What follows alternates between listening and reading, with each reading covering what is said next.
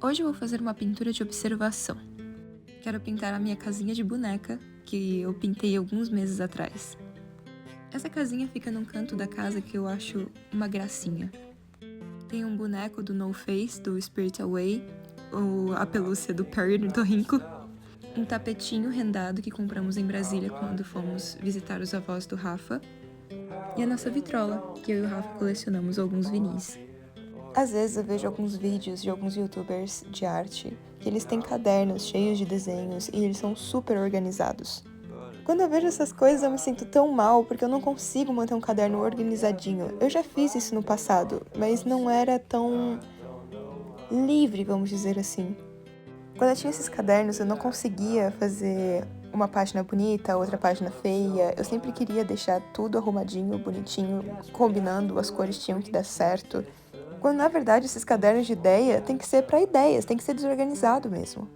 Mas aí eu desisti de ter cadernos e agora eu tenho papéis jogados para todos os cantos. Ou telas como essa que eu tô pintando agora que não sei o que fazer com ela.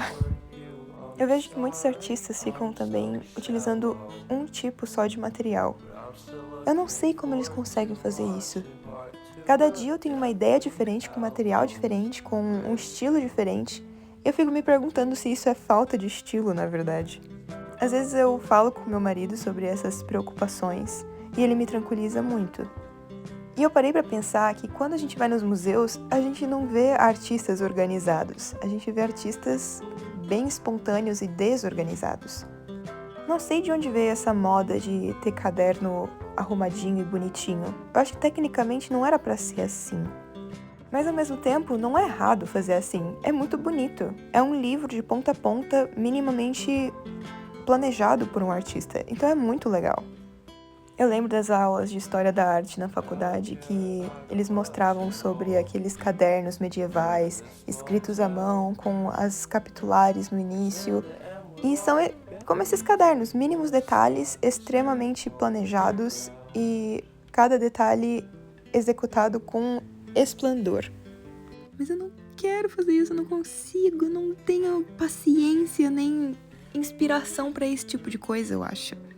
Eu já percebi que tem muitos artistas que eles não se acham artistas o suficiente se eles não têm o trabalho organizado, catalogado, todos repetitivos e bonitos e muito parecidos uma pintura com a outra. Eu sei lá, na minha cabeça fica que estilo não é você usar apenas uma cor. Por exemplo, o meu estilo não é só usar verde.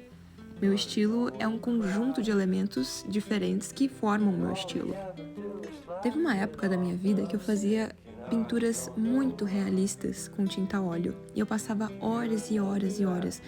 E não eram, assim, quando eu digo horas e horas, é muito tempo mesmo. Era um período que eu tava até perdendo peso, eu tava ficando doente por causa da tinta, porque eu passava 8, 10, 15 horas pintando com pouquíssimos intervalos ou até nenhum intervalo. E muitas vezes eu passava todo esse tempo pintando e tinha ou uma felicidade grande como a que eu tenho quando eu tenho um resultado de uma pintura que eu tive 1 hora ou 2 para fazer, ou uma decepção tão grande quanto uma pintura que eu fiz em 2, 3 horas, só que na verdade eu levei 10, 15 horas para ter uma decepção enorme.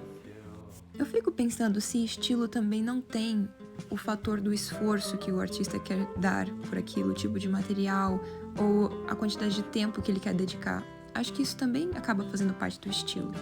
Eu já provei pra mim mesmo que eu consigo fazer uma qualidade realista maior, mas eu não quero ir por esse caminho.